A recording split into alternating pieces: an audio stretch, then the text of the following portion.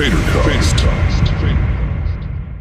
Monday evening, August 9th, I just finished song writing, which is basic music, all the structure, all general ideas, no real lyrics, but that's not the songwriting, that's the additional thing, on all 20 tracks for the upcoming album. And now I have to, I'm looking at my spreadsheet now and it has all X's in the column that says songwriting, which is great because it's a major step. And now I have to start writing all the lyrics one after the other. And right now I have 9 or 10. And good day today. Finished the one that was called NPL. It's now called something different. And I'm very happy with it. It has a very strong FH3 vibe, which totally fits with the fact that this is a retrospective album, looking back at myself and at everything in the past. So having these sounds be reminiscent of early Faderhead music, it wasn't on purpose at all, but it fits very well.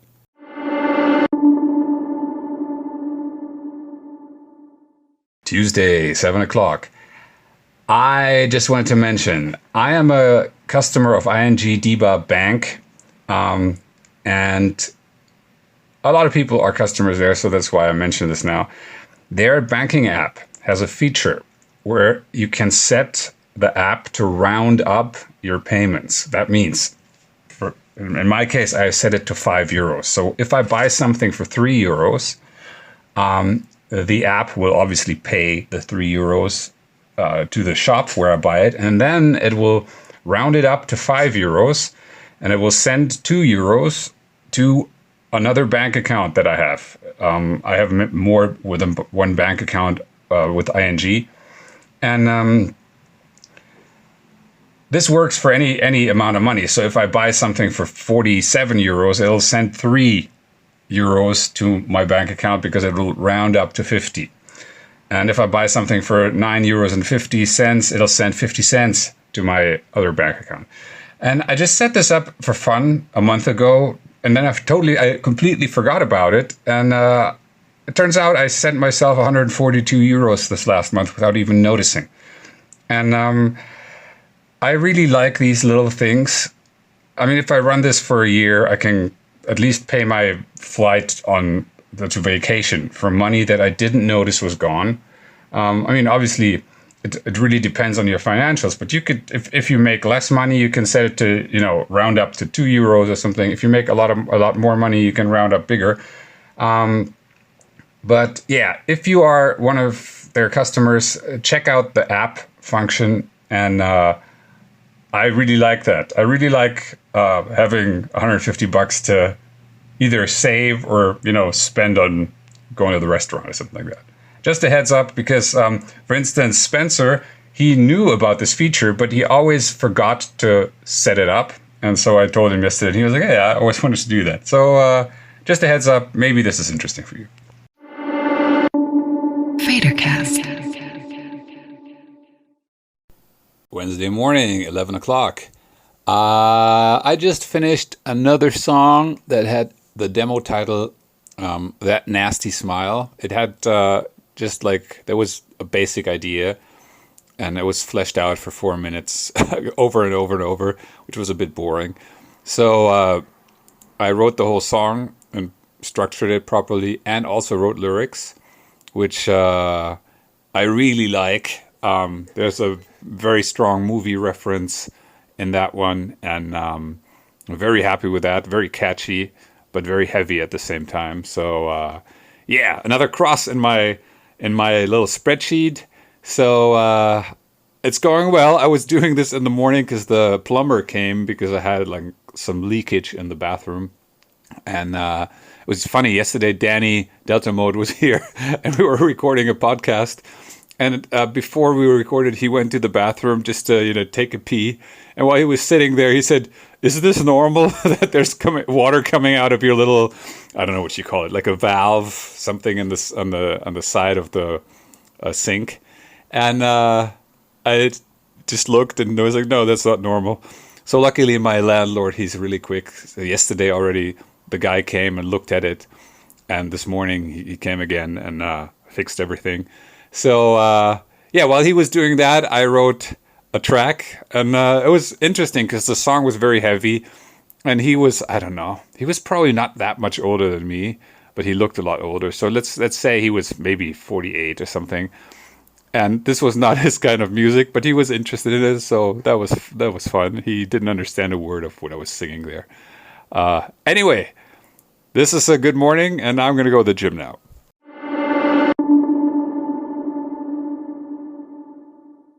Wednesday, 7:50, almost 8 o'clock in the evening, and I just got done working on the song Booty Time, which today I noticed that when I looked at all the titles, the final titles of the tracks, I noticed that they all sound really dark or serious or whatever you want to call it, except for one song, which is called Booty Time. And I remember writing that song in December 2019. I also remember the situation quite clearly. It's a good song about wholesome fun and enjoying life. That's what it is about. So I posted a little picture of it on my socials, and one person commented. Wait, what did she comment? She commented something like, "Let me pull it up right here.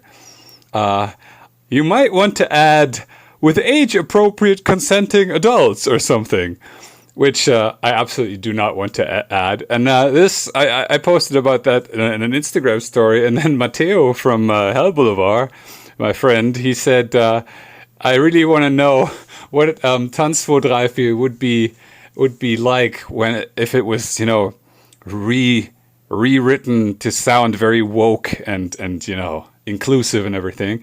So I just asked on my Instagram saying, "Does anyone want to rewrite this? I'll give you a shirt if you make the best version." And then Stacy wrote an amazing version of Tanzvortreife in woke lyrics, and I already sent her the shirt that she wanted, and yes. And then I finished Booty Time. And it's a great song. It's very, very, very dancey. It's a very dirty song. It's like in the vein of Closer by Nine Inch Nails, just heavier. And I don't think anyone will not dance when this song's playing. So I'm very happy with that. FaderCast. Friday morning, 11:30. I am spending my time contemplating which song is going to be the first or the second single. I'm thinking about two songs. One is a little heavier. It's very clubby, 127 beats per minute, very catchy lyric, and no melody in the vocal. So it's a little more in the vein of Tanzvortreife without sounding like Tanzvortreife at all, but it's like heavy, angry vocals, screamy vocals in the chorus. Very, very, very energetic, powerful track. And the other is more like a catchier version of From His Broken Bones, if that's possible. It's not quite as fast as From His Broken Bones, which is 135 BPM, but it's 130, but very driving, very fast, future poppy, and that's a song that you can sing along on the first chorus. If you've heard the first part of the first chorus, then you will be able to sing along with it because it's very, very catchy. So right now, my thinking, I've been talking to Emmanuel of Paratronics about this yesterday. I've talked to Gillian about it. Who else have I talked to? Like a few people now. Because my thinking right now is to release the heavier song first, maybe 4 weeks before the album comes out. since the release is staggered, maybe even 6 weeks before the full streaming physical release will be in January. So release the heavier song first, just to have a little statement saying, if you were thinking that Faderhead is going soft, which I was, here's something that's the opposite of soft, and it's a really catchy song. Everyone who's heard it is very happy with it. Even Spencer, who's not really into that kind of music anymore, he was very stoked about it. Natka heard it. She was like, Jesus, this is fucking big. So it's a good song. It's not about if it's a good song. It's about the strategy of how to create excitement for the album. Because right now I'm still in the process of making the album. So right now I'm still doing basically whatever I want. But I'm also, since these two songs are pretty much finished, I'm already thinking about the marketing. And my stance has always been, once you've done your creative work where you do whatever you want, regardless of what people might like or not, once you've done that, then you have to think about how you use what you have and promote it the best you can. And, think about how you can get most people to like it and to hear it, and then be interested in it. That's the game of marketing, and it has nothing to do with the art itself. It can be an extension of the art, but so what I'm thinking about right now is to have a kind of very powerful song first that says, hello, if you thought I've gone soft, I've not gone soft. This next album's not going to be soft. It's definitely not this. It's the heaviest, probably the heaviest album I've made. And then have that go for 6 weeks. There's going to be a video to it, definitely. And then have that be the pre-album single for 6 weeks. And then on the album release day, come up with a second song where it's more melodic. It's probably what people would expect from me these days after From His Broken Bones, after I Did Not Know with Sven from Solarfake, and after Better with Chris Harms. It's that kind of poppier but powerful future pop kind of thing. And that is what I'm thinking about right now. To me, this makes sense. I've had some discussion about it, and we'll see what happens. But that's the thinking process.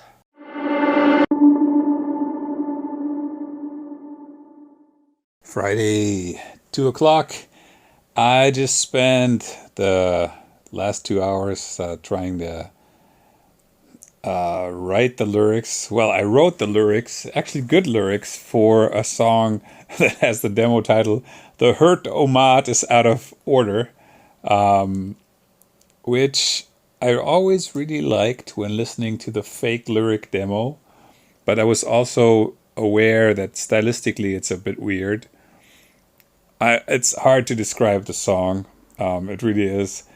And now that I wrote proper lyrics and I recorded the demo vocals with the proper lyrics, I am pretty certain that this song is not going to make the album. I'm not sure. It might be cool as a bonus track for Bandcamp or something like that. But the reason, it's still not a bad song. It's just, it just doesn't fit the vibe and the style of the album, of the rest of the songs, in my opinion.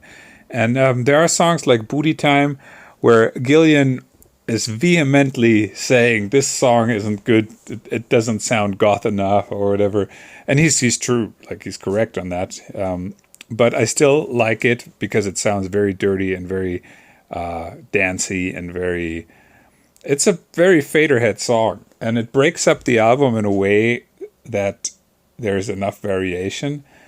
While this one, it's a little too far out. At the same time, I had a lot of these songs on the old albums, so I don't know. I'm just not feeling it too much right now. It's weird because I really like that. And I'm now considering rewriting the whole song, like, because the lyrics are good, the chorus is good, and I'm thinking maybe I should just change the whole vibe. We'll see about that. FaderCast. Friday evening, 6 o'clock. I just spent the afternoon looking for a room or like a, what do you call it, a warehouse type thing that I can rent for maybe a week in November so that we can shoot at least 2 videos there. I would prefer to shoot more, or let's say it like that. What I want is, usually you shoot a video, you book a studio for a day, or you book a location for a day, and then you spend about 19 hours in a row in that space trying to get the video done. And for projects like mine, which are basically all the costs go into mostly location, mostly equipment, so I can't pay most people who show up. So I'm reliant upon people having time on that specific day, and then you have to figure them in. If you have this, I don't know, location rented for 12 hours, you have to kind of make it all work. It's very, very complicated. And it's not that cheap either, because locations in general are expensive. They're usually one of the highest costs for normal video shoots. And so my thinking was, okay, why not find a warehouse type thing which I could rent for a week, or maybe from Friday to next week Sunday or something, so that there's 2 weekends in there where we can set up like a movie or music video shooting set, spend a day building that stuff with a few people, and then use that to shoot 1, 2, or maybe even more video, music video footages, basically. And that's not a word. You know what I mean? Like, set up a number of different sets over the time of a week, and get in there with different people on different days, shoot. It's much, much less stressful. And so I've been talking to different people from Hamburg, art departments and stuff like that, city people. And so far I've got some emails back. I got some recommendations, shot some emails out, and that's what I've been doing all afternoon. As you can probably hear in the background, there's the church again, because it's 6 o'clock.